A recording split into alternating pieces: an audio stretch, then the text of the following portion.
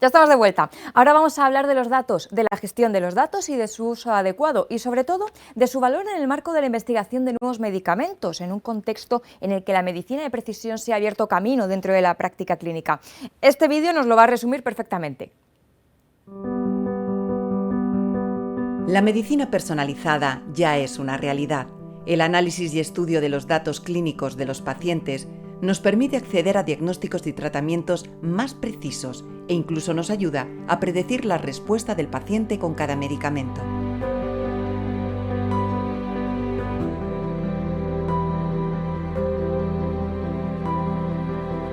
Pero para maximizar el valor de los resultados en salud, necesitamos transformar la gestión de esta información para que pueda compartirse y estudiarse. Todo un desafío que comienza con la creación de una infraestructura compuesta por los datos clínicos de millones de pacientes y a la que tendrán acceso miles de investigadores con las garantías y medidas de seguridad adecuadas.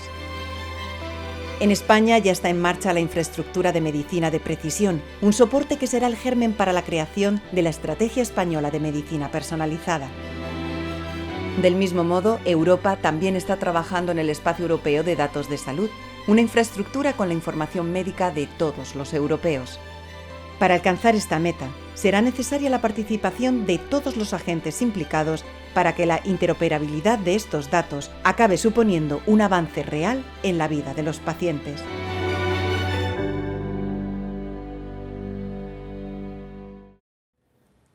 Claro que sí, ese es el objetivo, avanzar por el bien de los pacientes. De esto y de mucho más nos hablarán los protagonistas del siguiente coloquio, moderado por Ferran Sanz, por si no lo conocéis, uno de los referentes en España en informática biomédica y copresidente de la Plataforma de Medicamentos Innovadores. Adelante, Ferran.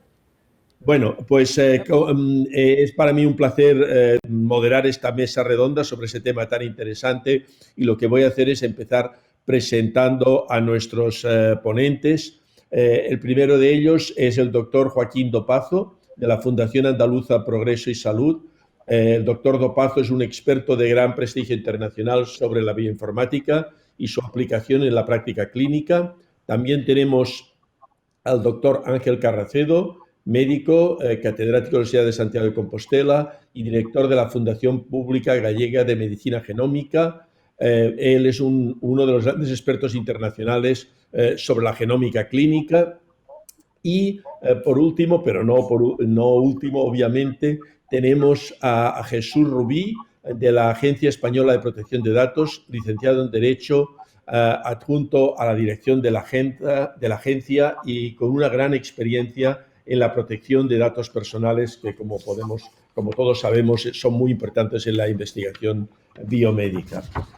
Sin más demoras, dado que llevamos un poco de retraso, voy a pasar a formular unas preguntas a nuestros ponentes y la primera la voy a dirigir a Joaquín Dopazo.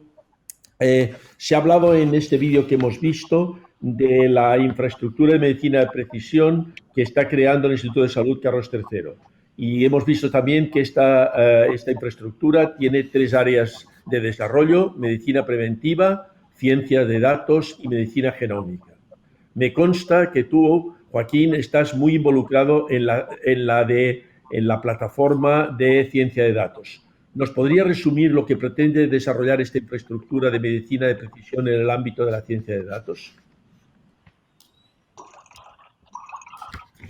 Paso a la siguiente pregunta.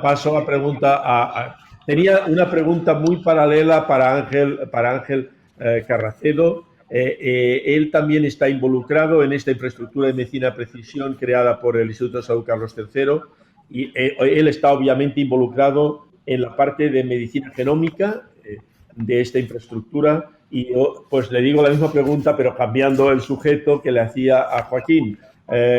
¿Cuál es, si nos podría resumir lo que pretende desarrollar esta infraestructura de medicina de precisión en el ámbito de la medicina genómica? Ángel, tienes la palabra. Pues nada, pues buenos días a todos y muchas gracias, Ferran. ¿A mí se me oye bien? Perfectamente. Vale, pues muy bien. Pues se ve que no tengo los problemas que tiene Chimo. Bueno, pues nada, pues muy...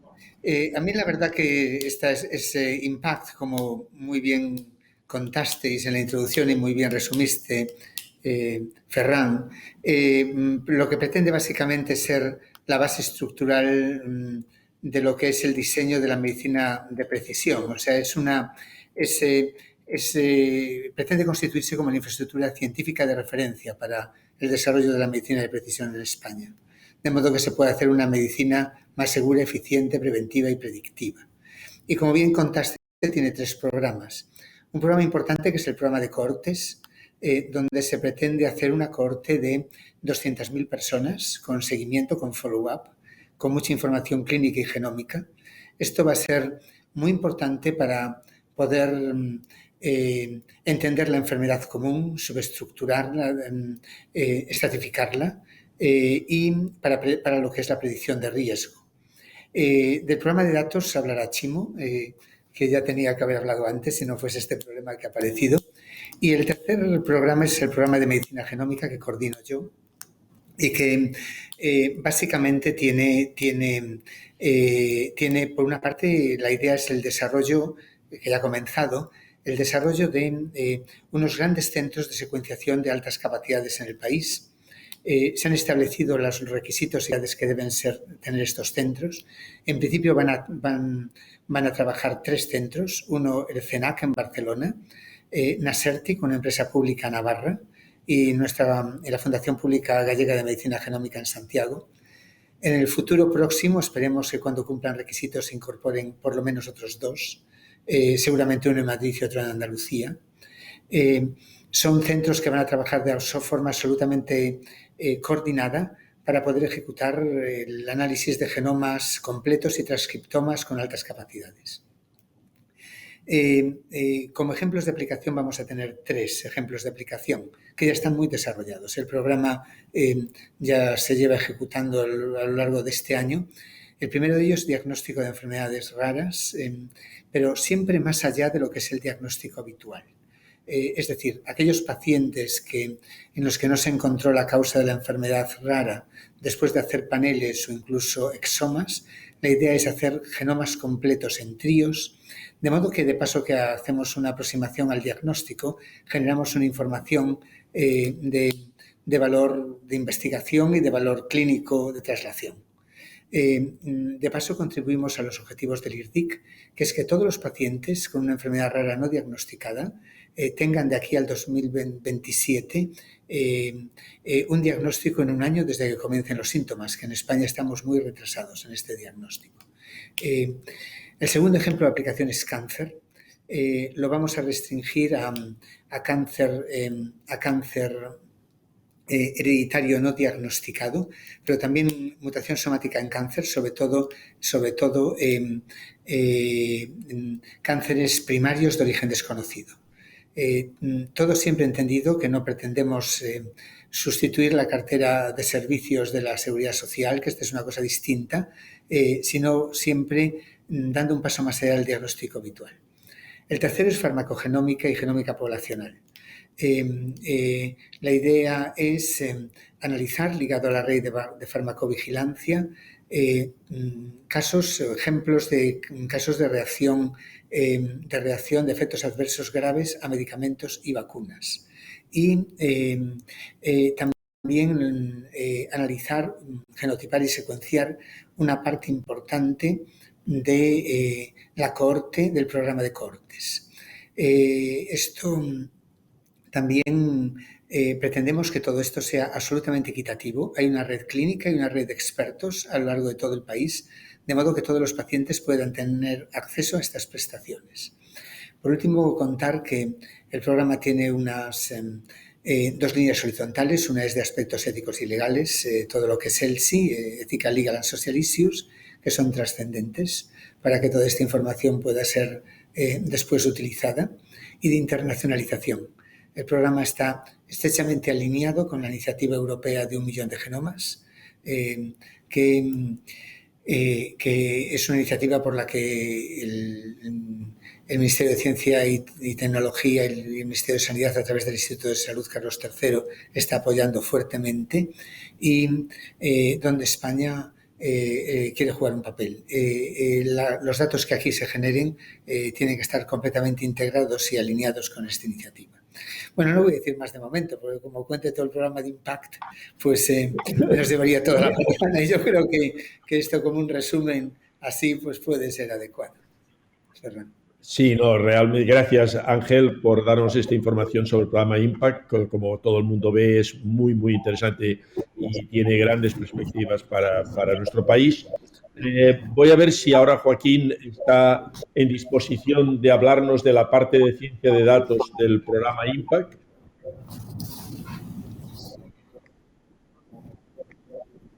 Muy bien, pues paso al siguiente ponente. Seguimos teniendo problemas con la conexión con Joaquín Dopazo. Paso la palabra a Jesús Rubí para que nos hable, por favor, de dos aspectos, que le formulo ya dos preguntas sobre la marcha. En primer lugar, si cree que discurren en paralelo la protección de datos y los avances científicos y tecnológicos. Aquí acabamos de ver ahora, en esta plataforma de medicina de precisión, pues que todo esto va acompañado de mucha tecnología genómica, tecnología informática, etcétera. Transcurre en paralelo la implementación de toda esta tecnología con la protección de los datos, la debida protección de los datos. Esta sería la primera pregunta. Y la segunda es gira alrededor de la reutilización de datos en investigación biomédica. ¿Permite nuestra legislación, esta es mucho más concreta, los segundos usos de los datos biomédicos sin el consentimiento del ciudadano, pero con el establecimiento de una serie de garantías? La palabra Buenos es la días, palabra. gracias por la invitación, Ferran. Muchas gracias. Espero que se escuche bien y voy a tratar de ser sintético. En primer lugar, quiero afirmar que desde luego corre en paralelo la normativa de protección de datos con la investigación en general y con la investigación sanitaria en particular. El Reglamento General de Protección de Datos es una norma que tiene un modelo de cumplimiento y un modelo y un diseño en el que se prima la investigación y en el que se adoptan fórmulas muy flexibles respecto a la legislación anterior.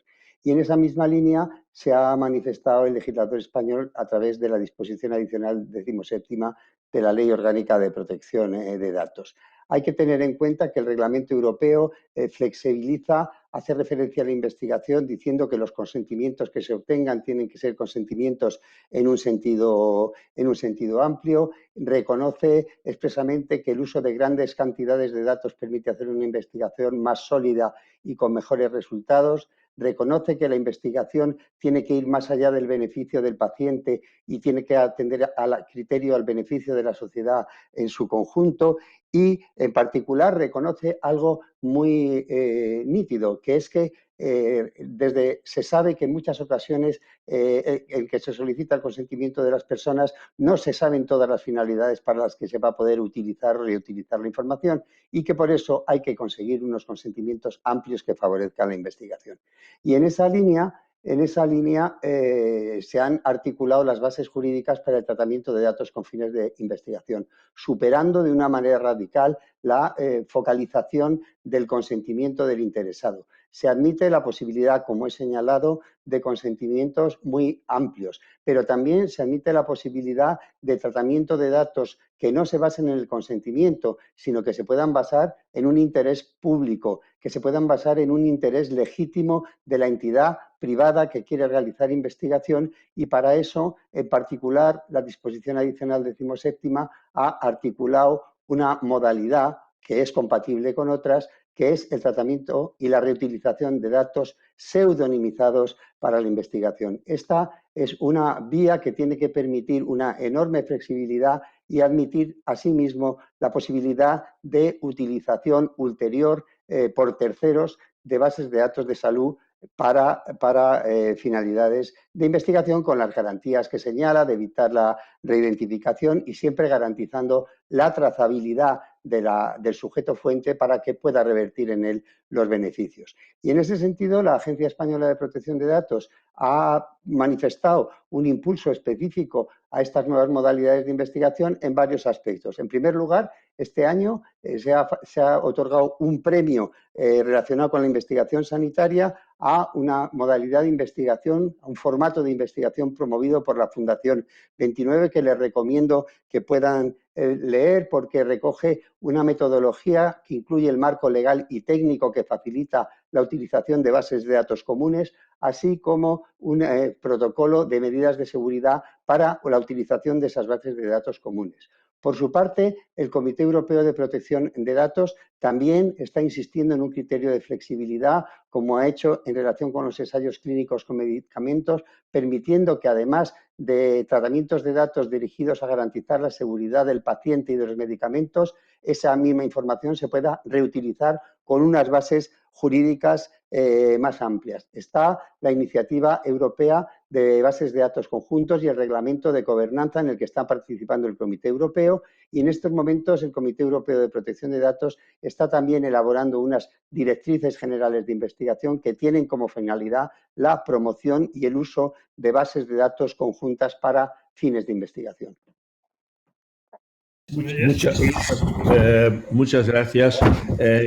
Precisamente creo que la respuesta que nos acabas de dar enlaza con una pregunta que teníamos de uno de los asistentes, Miguel Moratalla, de la Fundación Clínic per la Recerca Biomédica, que nos preguntaba si era posible que un centro utilice los datos pseudo-anonimizados de los pacientes de otros centros con fines de investigación en salud, sin que estos pacientes deban consentir la comunicación de sus datos a estos otros centros, etcétera, etcétera. Yo creo que nos has contestado, pero si quieres añadir algo más sobre esto, quizá la referencia a lo que se hace a los datos pseudo-anonimizados.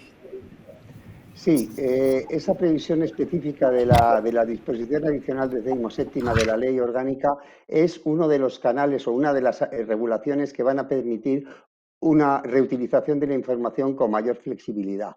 ¿Por qué? Pues porque en otros apartados de esta ley se hace referencia a que se obtenga el consentimiento, pero sea un consentimiento amplio, que se pueda prescindir del consentimiento, pero solo por parte de las administraciones públicas por razones de interés público y no por el sector privado. Pero incluye un apartado, el apartado D, que se refiere específicamente a la reutilización de la información basada en la pseudonimización, con una serie de garantías que están específicamente señaladas en la norma: el compromiso de confidencialidad, las medidas para evitar la reidentificación, las medidas de seguridad y, en todo caso, la posibilidad de garantizar la trazabilidad en el marco de esa confidencialidad para poder utilizar la información en beneficios del paciente. ¿Y qué significa esta previsión? Pues significa que ese tratamiento de datos pseudonimizados por sí mismo no es una base jurídica para el tratamiento de datos, pero sí es un método que permite utilizar cualquiera de las restantes bases jurídicas que están en la normativa de protección de datos. No solo el consentimiento, por supuesto, sino también la realización de emisiones de interés público por administraciones públicas o también por entidades privadas, y sobre todo la posibilidad de acudir a una base jurídica de tratamiento de datos sin consentimiento basado en el interés legítimo del que quiere investigar, siempre que haga una ponderación y documente esa ponderación en el sentido de ver con qué garantías tiene que predominar sobre la posible lesión a los derechos de las personas afectadas. Muchísimas gracias, Jesús. Creo que está muy claro. Voy a pasar la palabra ahora, finalmente, pues parece que ya está disponible, la tecnología nos ha ayudado, a a Joaquín Dopazo, para que nos hable un poco de la parte de ciencia de datos de la infraestructura de medicina de precisión en sus dos puntos. Bueno, pues buenos días. Ahora sí me oye, ¿verdad? Perfectamente. Bueno, en casa de Herrero, cuchara de palo, me dicen muchas veces cuando pasan estas cosas. Bueno, en primer lugar quería dar las gracias a los organizadores, que estaba diciendo antes que no se me veía, por permitirme estar aquí. Yendo en concreto al punto que me has preguntado, la idea, dentro del contexto que ha explicado antes Ángel Carracedo, es esta especie de pilar de manejo de datos. Lo que quiere hacer es, con la voluntad, es poner en marcha una infraestructura, o demostrar que se puede poner en marcha una infraestructura para el análisis secundario, para uso secundario de datos clínicos. Y cuando hablamos de datos clínicos hablamos en general de datos, no solo los clínicos que entendemos como tal, de las historias de salud, sino también pues otros tipos de lo que conocemos como Big Data clínico, como puede ser la imagen médica, como puede ser sobre todo el dato genómico. Claro, esto es más fácil de decir que de hacer. Entonces, ahora estamos en un momento en el que tenemos que hacer todo este tipo de pruebas, que además están muy alineadas, como se mencionó antes, con iniciativas similares que se están haciendo a nivel europeo, ¿no?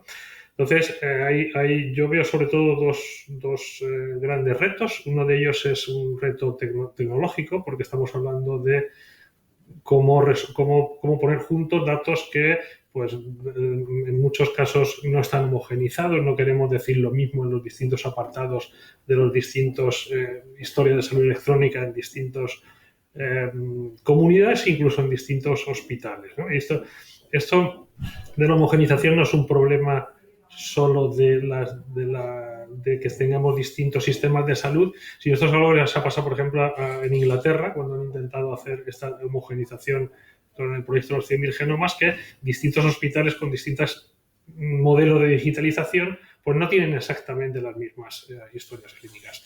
Por lo tanto, hay un trabajo de homogenización y de poner todos esos datos juntos.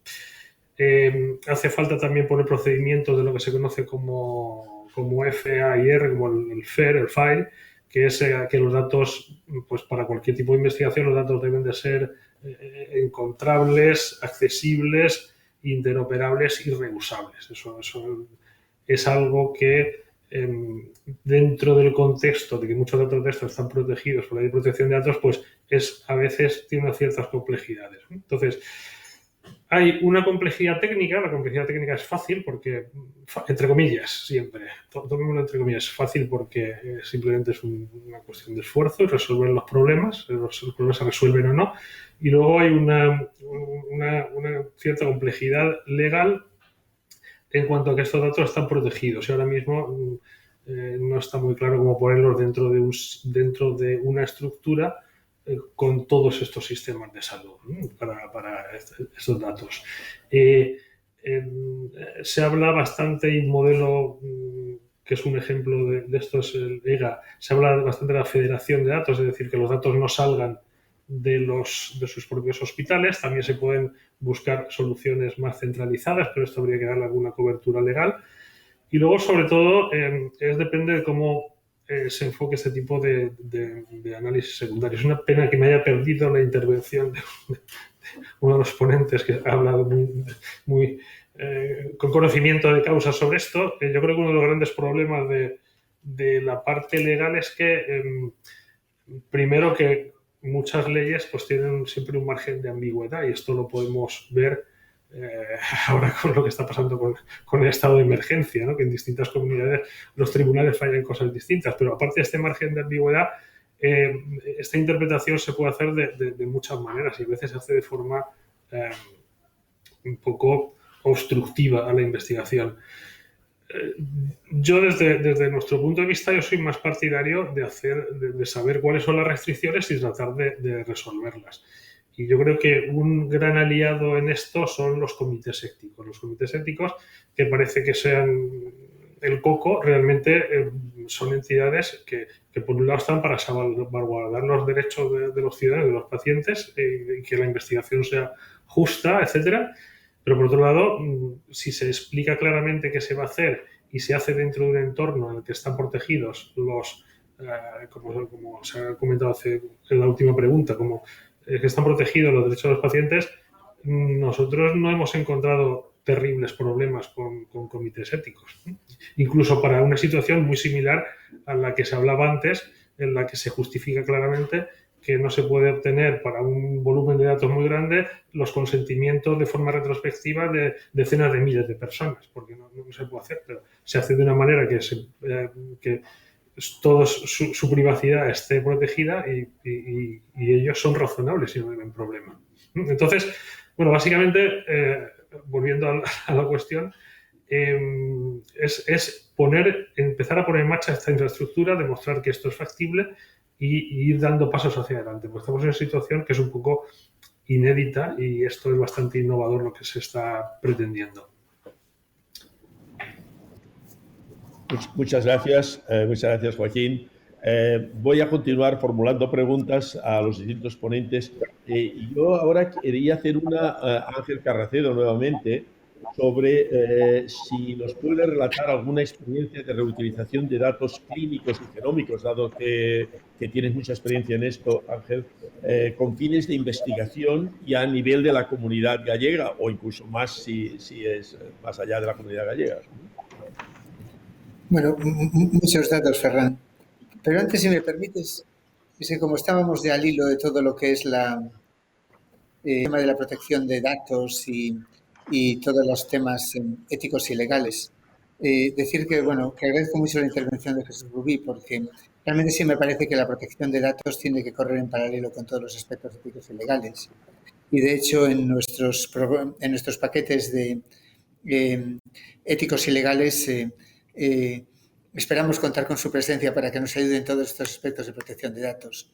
Yo ejemplos de utilización de datos clínicos con fines de investigación y viceversa, utilización de datos de investigación con fines clínicos, pues claro que tenemos muchas experiencias. Todo parte en general de consentimientos informados bien realizados, que permitan hacer todo esto. Pero yo, así sobre la marcha, aunque tenemos ejemplos en cáncer, ejemplos en farmacogenética, quizá un ejemplo muy bonito que está en el límite de la investigación es el autismo, lo que es el diagnóstico genético de los trastornos del neurodesarrollo. Solo muy brevemente, los trastornos del neurodesarrollo son un conjunto de problemas muy genéticos, tienen una heredabilidad enorme. Uno de ellos, que son los trastornos del espectro autista, son tremendamente frecuentes en la población. Va aumentando la frecuencia sin que sepamos exactamente del todo las causas. Más o menos en este momento el 1% de los recién nacidos tienen un trastorno del espectro autista. Es muy comórbido, generalmente tienen otros muchos problemas de discapacidad intelectual y comorbilidades psiquiátricas y no psiquiátricas, de las cuales las más importantes son la epilepsia y las arritmias cardíacas. Son trastornos predominantemente genéticos, de los cuales podemos llegar a encontrar en el 40% de los casos, son aquellos que tienen comorbilidades, la causa genética. Encontrarles es importante para consejo genético en las familias, porque tienen un riesgo incrementado de tener un segundo o un tercer niño con este problema. También para conocer el problema, pero sobre todo para anticiparse a las comorbilidades y buscar nuevas dianas para fármacos y tratar de avanzar en medicina personalizada. El diagnóstico genético es irregular en el país en este tipo de trastornos por una implantación de la genética clínica que es irregular. Y nosotros lo hacemos en Galicia pues de rutina, pero hasta un nivel. O sea, nosotros lo que podemos hacer son paneles de genes o exomas, que es la parte codificante del genoma, pero no hacemos genomas completos. El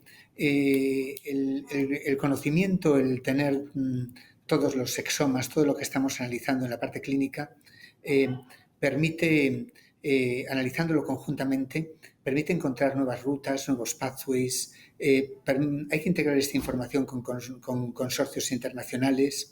Y la verdad que esto lo estamos haciendo de forma rutinaria, solo asociando datos de muchos laboratorios del mundo, y aquí trabajamos dentro del seno de lo que es el Consorcio Internacional de Secuenciación del Autismo, pues se consigue tener acceso a esta información y se consigue poder avanzar en lo que es la estratificación de los trastornos del espectro autista en distintas clases que ya se va logrando.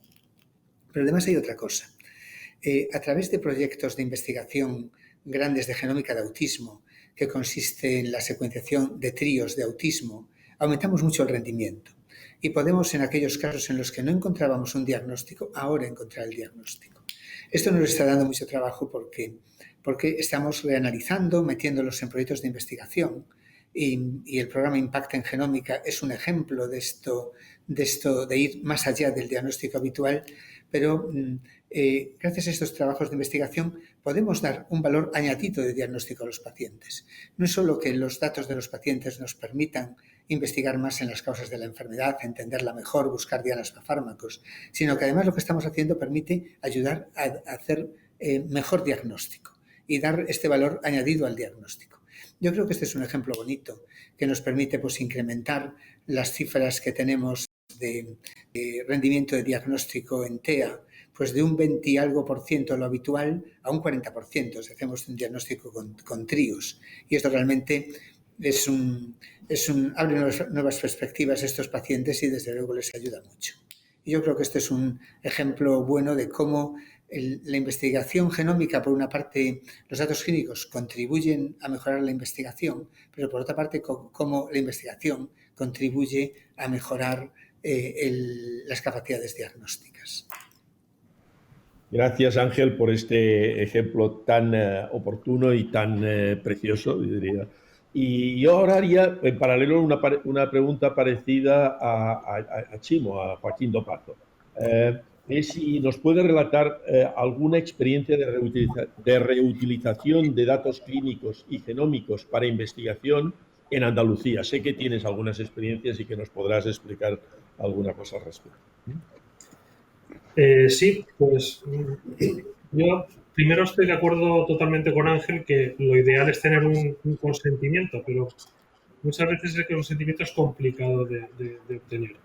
Yo pondría una experiencia relativamente reciente, que además es interesante por varios aspectos, y es, bueno, en la reciente pandemia de COVID, pues se han empezado a probar pues, un cierto número de medicamentos, a ver si se tenían algún efecto o no, y esto normalmente se hace con, pues, en entornos muy reducidos.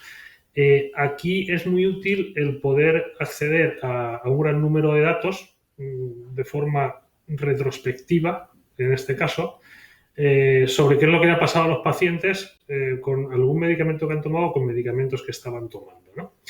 Entonces, uno de los casos, tenemos más en paralelo, como uno de los casos más paradigmáticos últimamente ha sido aquí en la comunidad andaluza, ha salido el tema del efecto protector de la vitamina D, de si tenía un efecto protector o no la vitamina D.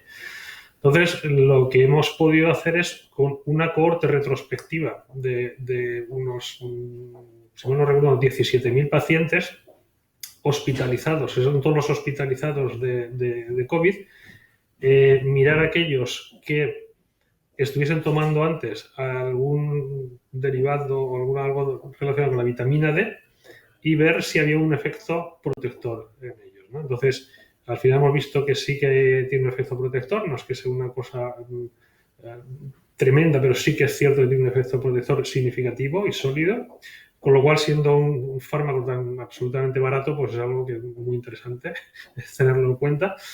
Eso está en un preprint ahora mismo en medRxiv, en la que se comenta este estudio.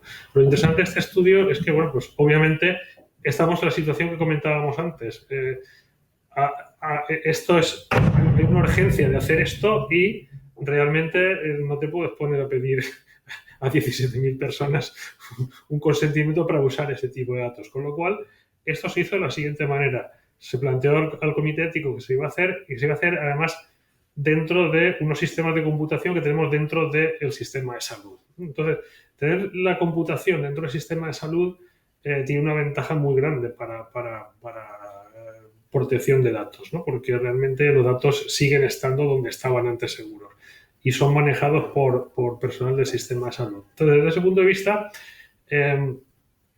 fue fácil, el comité ético no vio ningún problema a que no se pidiesen esos consentimientos. Entre otras cosas porque además había una situación de urgencia. Y esto me lleva a otra cosa, es que yo creo que uno de los aspectos interesantes que va a traer este impact, y sobre todo en la parte de datos, es que muchas acciones que tomamos o muchas investigaciones, entre comillas, que hacemos como estudios secundarios, realmente son estudios primarios en muchos casos. Es uso primario de datos, porque esto básicamente era un uso primario de datos. Lo que pasa es que estamos acostumbrados por la mecánica en la que estas cosas se hacen, que es como muy tedioso. Hay que pedir un permiso, sacar los datos, bla, bla, bla, y eso ya parece que es un estudio clínico. Pero realmente el concepto es de uso primario, porque yo necesito saber ya mismo para tratar a mis pacientes si hay algún medicamento que está dando un efecto protector en la enfermedad, en este caso. Entonces, yo creo que una de las cosas buenas que va a traer el proyecto Impact es que el facilitar mucho de estos procedimientos va a hacer que algunos estudios que nos planteamos como primarios como estudios secundarios, realmente los reenfoquemos como estudios primarios, con lo cual va a ser mucho más fácil hacerlos dentro del sistema de salud, ¿no? Pero bueno, esto yo creo que es un ejemplo bastante interesante, además de uso retrospectivo. Cómo de forma relativamente rápida se puede montar una cohorte retrospectiva de unos 17.000 pacientes y hacer un estudio rápido, ¿no? de la eficacia de un medicamento, en este caso protegiendo contra la COVID. Gracias. Gracias, Joaquín. Yo creo que tanto Joaquín como Ángel nos han presentado dos ejemplos extraordinarios, muy, muy ilustrativos. Y al presentar estos ejemplos han hecho referencia a cuestiones de la protección de los datos, de la parte legal y ética del uso de estos datos. Por tanto, yo creo que es el momento que le pase la palabra también a Jesús Rubí por si quieres hacernos algún comentario al hilo de lo que han dicho Ángel o Joaquín. Muchas gracias. Son dos ejemplos interesantísimos, desde dos perspectivas complementarias. El primero, porque se refiere a yo no soy investigador, pero en fin, he tenido bastante relación con el tema de la protección de datos en el ámbito sanitario, que es la investigación en el caso de las enfermedades raras. La normativa de protección de datos tiene que adaptarse con flexibilidad a los entornos y a las situaciones reales en las que se plantean. En el caso de lo que yo conozco, en el caso de las enfermedades raras, o se obtiene una agregación de datos lo suficientemente relevante para que esos análisis que posteriormente pueden servir también para facilitar retrospectivamente el diagnóstico de las personas que han participado, es imprescindible. Igual que previsiblemente es imprescindible utilizar técnicas de Big Data o técnicas de inteligencia artificial. Y todo esto es posible. Lo único que hay que hacer es sentarse a ver qué proyecto es, qué características tiene, qué intereses están en juego, hacer una ponderación de cómo esos intereses pueden prevalecer. En ocasiones son simplemente intereses públicos que van a prevalecer directamente sobre los derechos de las personas y, por tanto, no necesitarán el consentimiento. Otras veces será un interés legítimo de los investigadores y habrá que hacer una ponderación de qué riesgos se pueden generar y buscar qué garantías para minimizarlo y, por tanto, avanzar en la investigación. En el segundo caso, la situación es palmaria y evidente. Es imposible obtener los consentimientos de esas personas en una medida de emergencia. En ese sentido, hay previsiones normativas de todo tipo, en particular las relativas al tratamiento de datos con fines de epidemiología y a la posibilidad de que, aunque la regla general sea analizar los datos sin datos identificativos, pues se pueda acudir a ella con datos pseudonimizados o incluso con datos personales en el caso de que haya riesgos graves para la salud de las personas.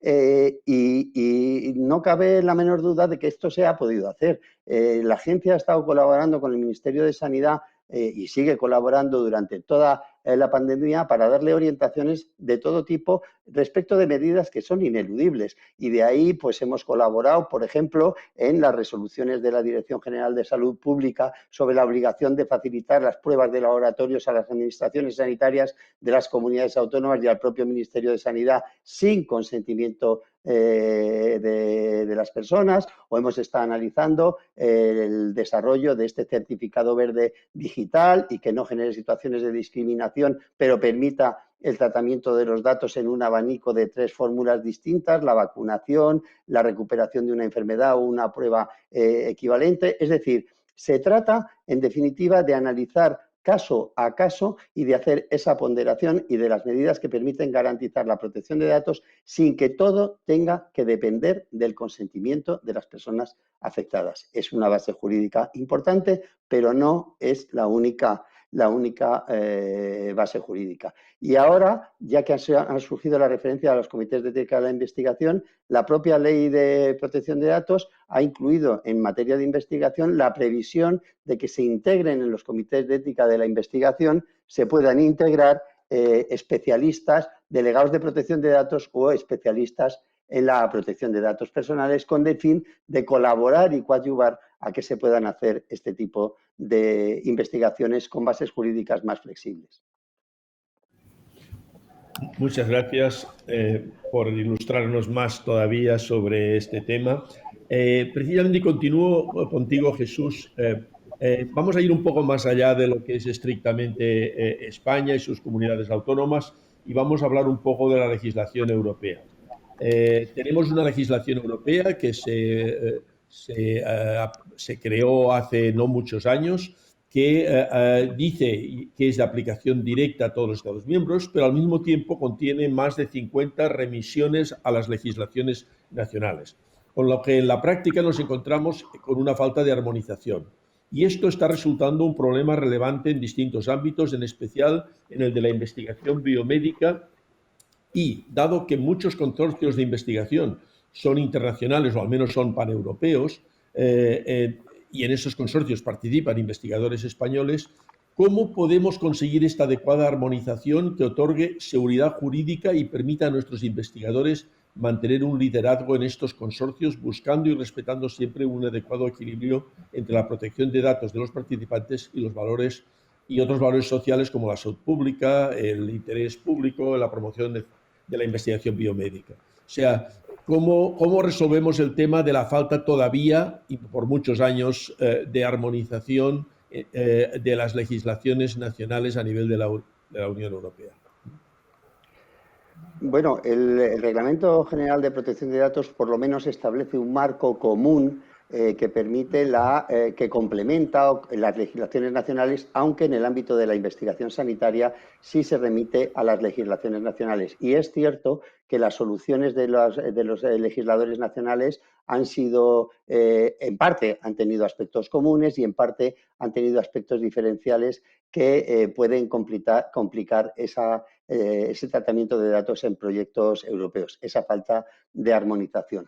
De todas maneras, por lo que se refiere a las autoridades de protección de datos, el Comité Europeo de Protección de Datos ha empezado a abordar los temas de investigación y en particular de investigación sanitaria, estableciendo criterios de interpretación comunes. Me he referido antes al dictamen 3/2019, que es un dictamen importantísimo que analiza la aplicación de la legislación europea de ensayos clínicos con medicamentos y que ha permitido distinguir dos tipos de tratamientos distintos con bases jurídicas diferenciadas. Una basada en el consentimiento del sujeto fuente, que es la dirigida a garantizar la seguridad de los medicamentos y la del propio sujeto fuente, y otra que es la posibilidad de acudir a otras bases jurídicas en los términos de ese dictamen, reutilizando esa información clínica con garantías.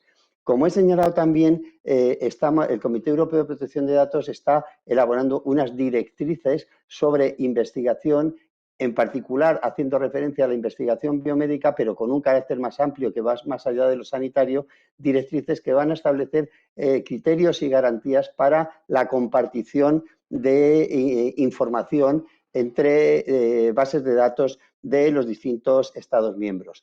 También pueden jugar un papel relevante los códigos de conducta, como está siendo en estos momentos la iniciativa de Farmaindustria, que ya tuvo un precedente con la normativa anterior, que pueden hacer esas ponderaciones específicas, en este caso en ensayos clínicos y en farmacovigilancia, con unas garantías equilibradas en el marco más flexible del nuevo reglamento y que parece ser que va a tener o se pretende que tenga una proyección a nivel europeo.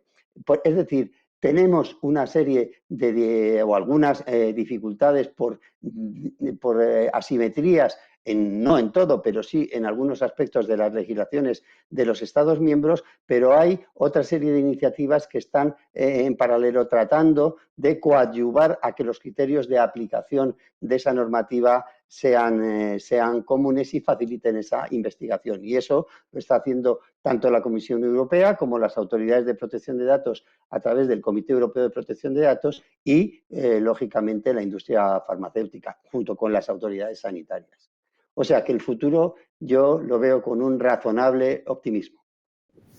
Muchas gracias, eso sí, Jesús. implica un cambio de mentalidad. Y ese cambio de mentalidad cuesta, porque llevamos décadas con el criterio de que toda la investigación tiene que estar basada fundamentalmente en el consentimiento. Y ahora tenemos un marco flexible y a veces se manifiestan de una manera muy intensa esos arrastros tiempo en situaciones en las que es posible buscar soluciones más ágiles. Yo creo que este último comentario que acabas de hacer, Jesús, es especialmente relevante y debemos tomar nota de él. No ceñirnos siempre y de forma estricta al consentimiento informado, que hay otras formas también que también protegen los datos, si no entiendo mal, que no pasa necesariamente por el consentimiento informado. Bien. Ahora vuelvo a Ángel y voy a hacerle una pregunta que quizás será la última porque él tiene que, me parece, que ausentarse, vamos un poco retrasados, y tiene que ausentarse en 5 o 10 minutos como mucho de la sesión.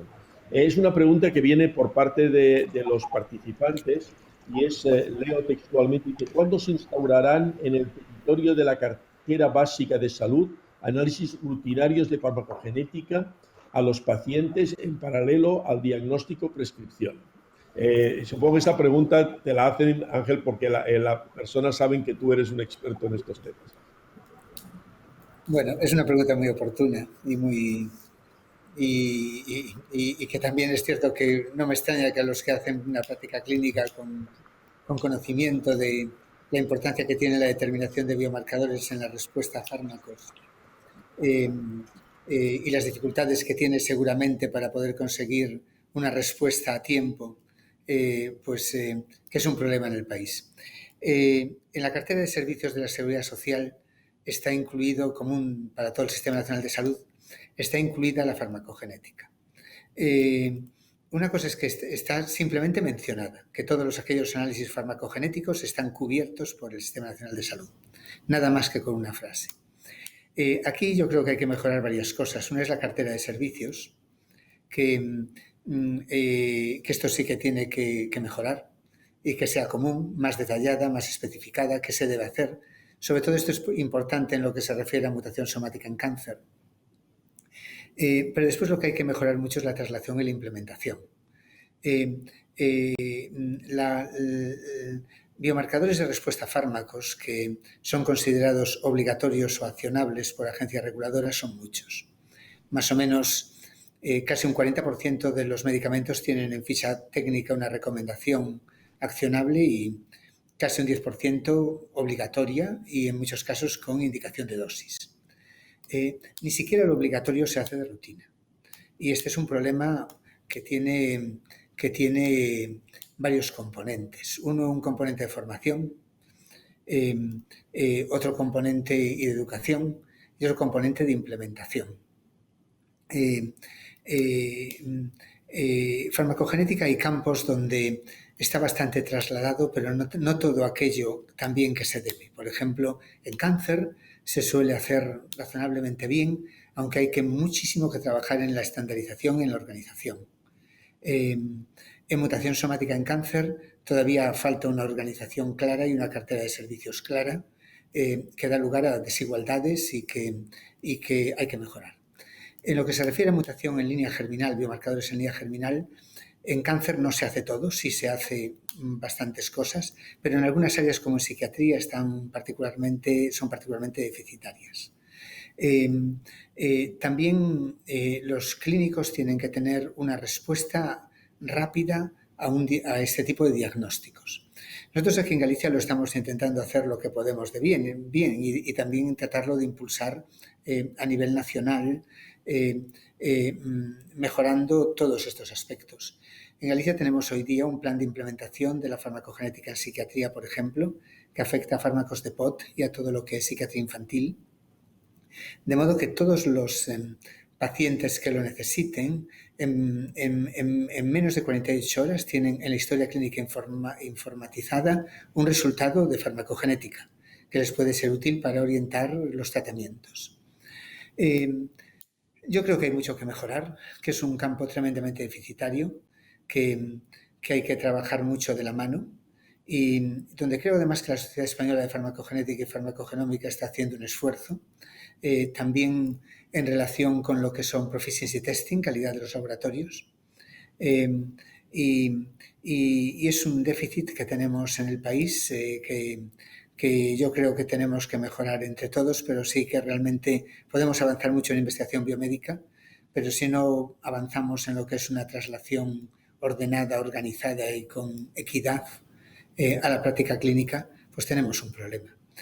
Y yo la verdad que agradezco la pregunta del que la ha hecho. Y voy a estar aquí un ratito, efectivamente, Ferran, porque tengo una cosa que no puedo cambiar en mi vida, que son las clases de los alumnos, y es la última del curso. Tengo la última del curso, que es a las 12:30, y llego en 2 minutos, pero en 3 minutos. Pero tengo que darla porque además es la última que tienen los alumnos, lo cual es además un honor y una responsabilidad, pero dentro de 5 minutos o 4 minutos sí me tendré que explicar. Ángel, lo entendemos perfectamente. Y gracias de nuevo por la invitación. Y gracias además por un placer vernos a todos. Chaco, muchas gracias por todas tus respuestas y por tus contribuciones. Estoy seguro que la audiencia entenderá perfectamente que no puedes dejar de dar tu última clase en la universidad. Y por tanto, pues, bueno, la última de este curso, no la última, pues, Dios me libre que sea la última de tu vida. Tampoco me quedan tantas, no te creas.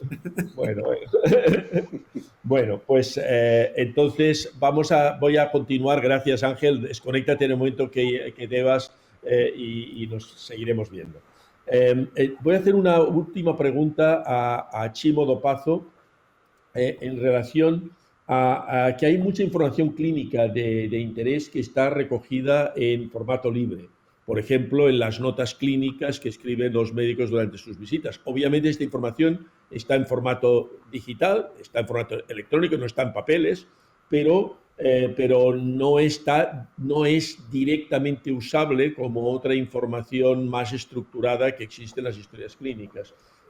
¿Nos podrías hablar un poco de las soluciones tecnológicas que existen para reutilizar dicha información y qué fiabilidad tienen?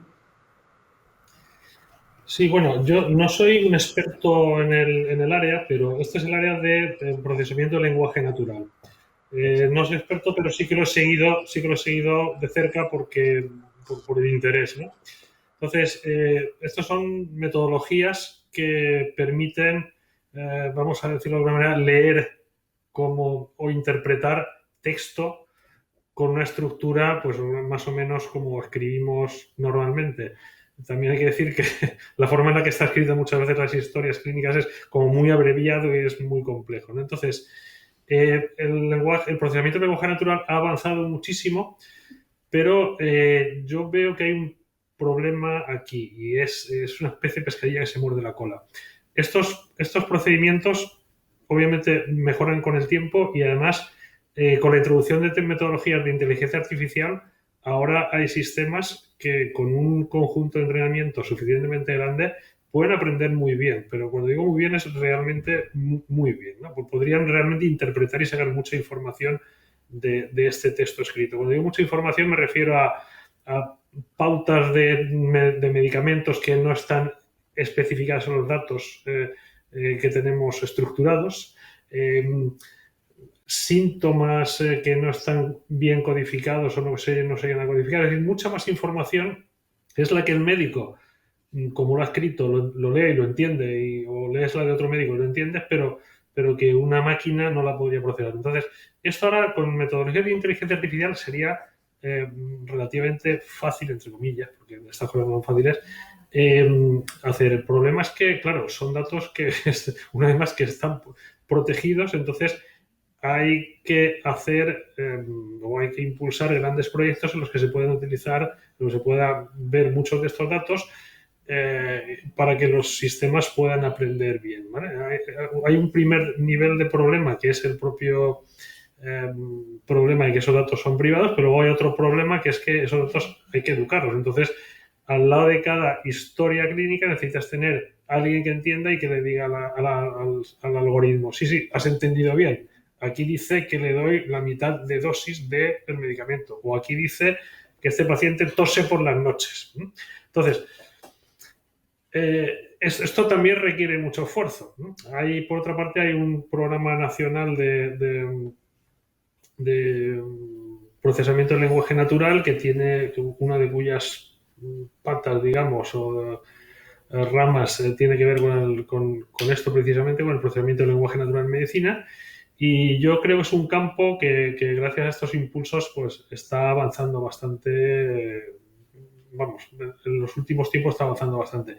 Pero sí que es cierto que sería interesante plantear, bueno, digo sería interesante plantear y es posible que estén planteados y yo no los conozca, proyectos en los que a gran escala se empiece a entrenar sistemas que puedan interpretar esta información fácilmente.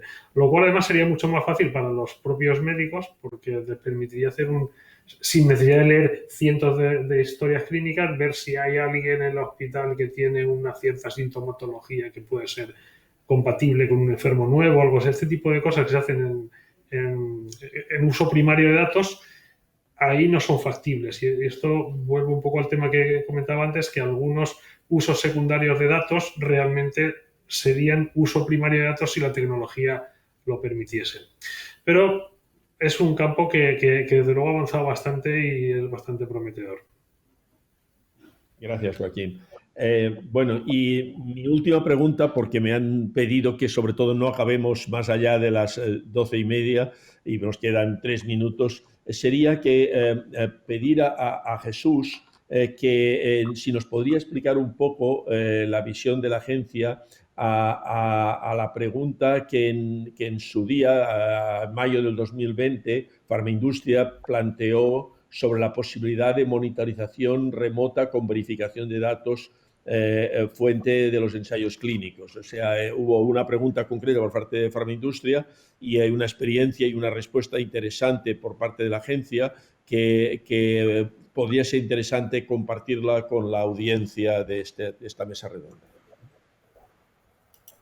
Muchas gracias. Sí, hemos tenido siempre una relación muy fluida con Farmaindustria desde hace muchos años y se planteó esta cuestión como consecuencia de las dificultades para la monitorización en el marco de la pandemia de COVID.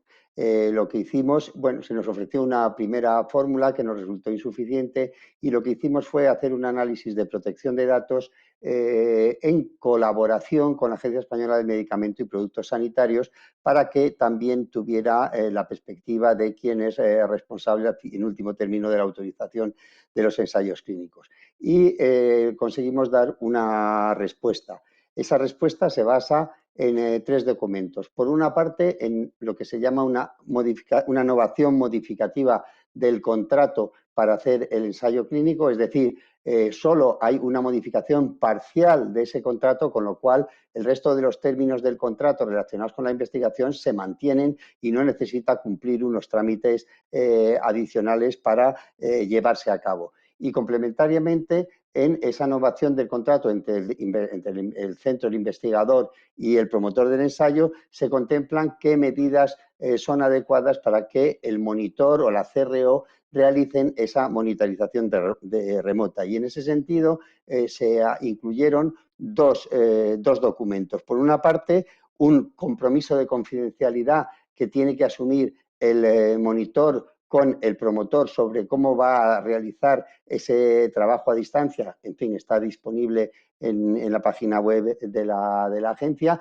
teniendo en cuenta también, lógicamente, las modalidades de acceso a la información clínica que tenga previsto el centro donde se está desarrollando la investigación. Y, por otra parte, un protocolo de medidas de seguridad adaptado específicamente a esa monitorización remota.